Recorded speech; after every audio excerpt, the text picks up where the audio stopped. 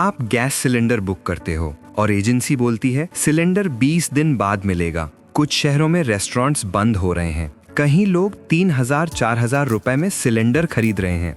लेकिन सवाल ये है, क्या सच में भारत में एलपीजी खत्म हो रही है और इसका असर स्टॉक मार्केट तक क्यों पहुंच गया है? आज हम समझेंगे इस पूरे एलपीजी क्राइसिस की असली वजह। इसकी शुरुआत होती है मिडिल ईस्ट टेंशन से। दुनिया का एक बेहद अहम समुद्री रास्ता है स्ट्रेट ऑफ हॉर्मुज़।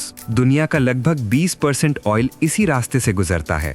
अगर यहाँ टेंशन बढ़े या शिपिंग रुक जाए तो ग्लोबल ऑयल सप्लाई तुरंत प्रभावित हो जाती है और अभी लगभग यही हो रहा है।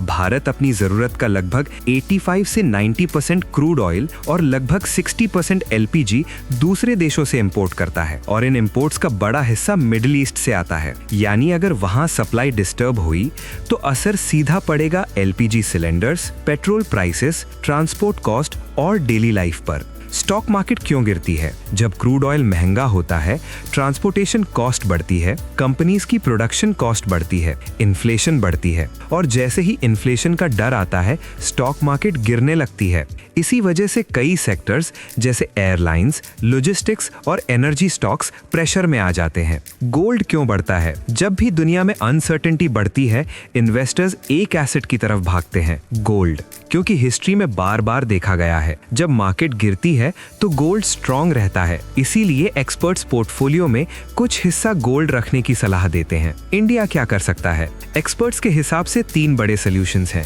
एक, ऑयल सोर्सेज डाइवर्सिफाई करना। सिर्फ मिडिल ईस्ट पर डिपेंड रहना रिस्की है। दूसरा, स्ट्रेटेजिक ऑयल रिजर्व्स बढ़ाना। कई देशों के पास मंथ्स का ऑयल रिजर्व होता है। तीसरा, renewable energy, solar, electric energy और green hydrogen future energy security के लिए जरूरी है। एनर्जी क्राइसिस हमें एक चीज सिखाता है, दुनिया की पॉलिटिक्स का असर सीधा हमारी डेली लाइफ पर पड़ता है। अब सवाल आपसे, अगर एलपीजी और महंगी हो जाए तो क्या लोग इंडक्शन कुकिंग पर शिफ्ट करेंगे या एलपीजी ही सबसे प्रैक्टिकल ऑप्शन रहेगा? कमेंट में जरूर बताइए।